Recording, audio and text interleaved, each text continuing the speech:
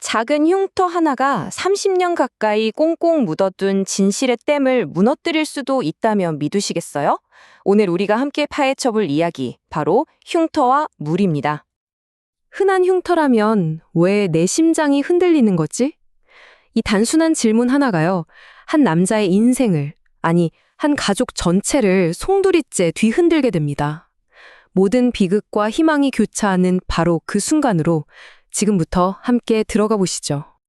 자, 상상해보세요. 아주 평범한 밤, 조용한 은행입니다. 그런데 갑자기 한 청년이 커피를 쏟으면서 아내의 옷을 적셔요. 사과하고 지나갈 수도 있었겠죠? 하지만 그 청년의 이마에 선명하게 새겨진 흉터, 바로 그 흉터를 본 순간 주인공 도윤의 멈춰있던 세상이 정말 말 그대로 송두리째 흔들리기 시작합니다. 네, 바로 이 흉터. 이 단 한 번의 우연한 마주침이 거의 30년 동안 골마 터지기 직전이었던 한 가족의 갈등에 제대로 불을 붙여버립니다. 정말 아이러니하죠? 똑같은 흉터를 보고 남편 도윤은 잃어버렸던 아들 지우를 떠올리면서 희망을 찾으려 하는데, 아내 미경은 그저 흔한 상처일 뿐이라며 애써 외면하고 싶어 합니다. 봉인해뒀던 끔찍한 고통을 다시 마주하고 싶지 않은 거죠. 이 장면 하나만 봐도 알 수 있어요. 이 부부가 지난 28년 동안 같은 비극을 얼마나 다르게, 또 얼마나 고통스럽게 감당해 왔는지를요. 그러니까 아내 미경은 애원하듯 말하는 거예요. 제발 오늘 일은 그냥 잊자고. 하지만 도윤에게 잊는다는 건 선택지에 아예 없었습니다.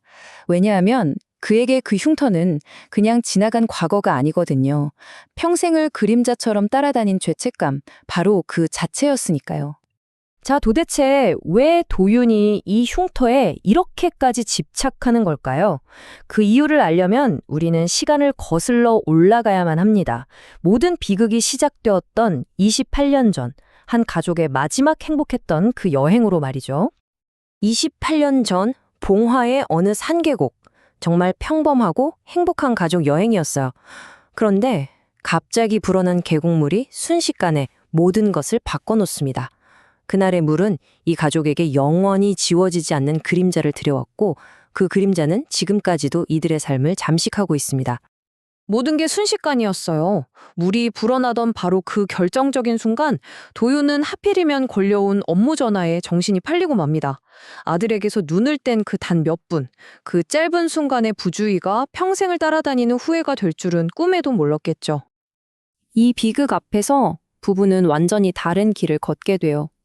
도윤은 아들은 분명 살아있을 거다, 이 희망 하나만 붙잡고 과거에 갇혀버립니다.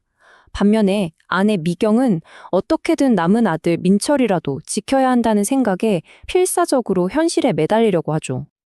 자, 다시 현재로 돌아와서 도윤은 28년 만에 겨우 찾아온 이 희미한 희망의 불씨를 절대 놓칠 수 없습니다. 그래서 자신의 모든 것을 걸고 그 은행에서 봤던 청년을 찾아 나서기 시작해요. 그리고 수소문 끝에 정말 어렵게 산속의 한 낡은 집에서 마침내 그 청년, 진우와 마주하게 됩니다. 그런데 그곳에는 진우 혼자만 있는 게 아니었어요. 지난 28년간 진우를 친아들처럼 키워온 보호자, 선영이라는 여인이 함께 있었습니다.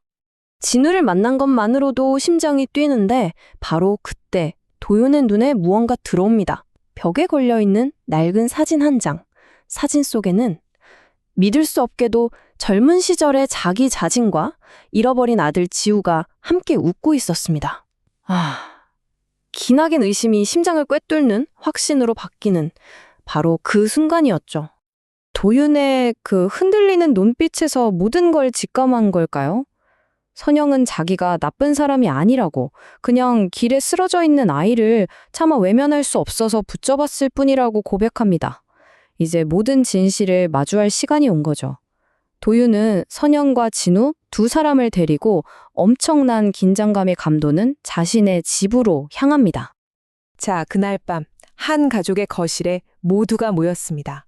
그리고 28년간 굳게 닫혀있던 진실의 문이 드디어 아주 고통스럽게 열리기 시작합니다. 첫 번째 고백의 주인공은 놀랍게도 아들 민철이었습니다. 그날 불어난 물속에서 동생 지후의 손을 놓아버린 게 바로 자기 자신이었다고 울면서 고백하는 거죠. 정말 충격적인 진실이에요. 하지만 이야기는 여기서 끝나지 않습니다. 그건 온전히 민철의 선택이 아니었어요. 그는 그저 어머니의 명령을 따랐을 뿐이었습니다.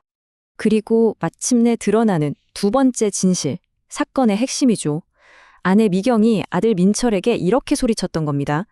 그 애는 우리 피 아니잖아. 우리 아들부터 살아야지.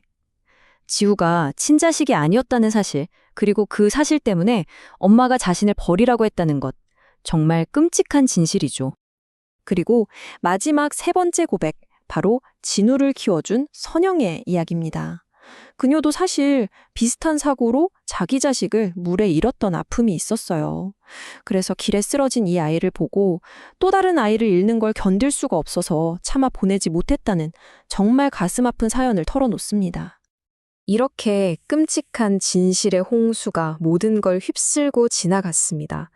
폐허가 된 자리에서 이제 이 가족은 정의와 치유라는 어쩌면 함께 가기 힘든 두 갈래의 길을 마주하게 됩니다.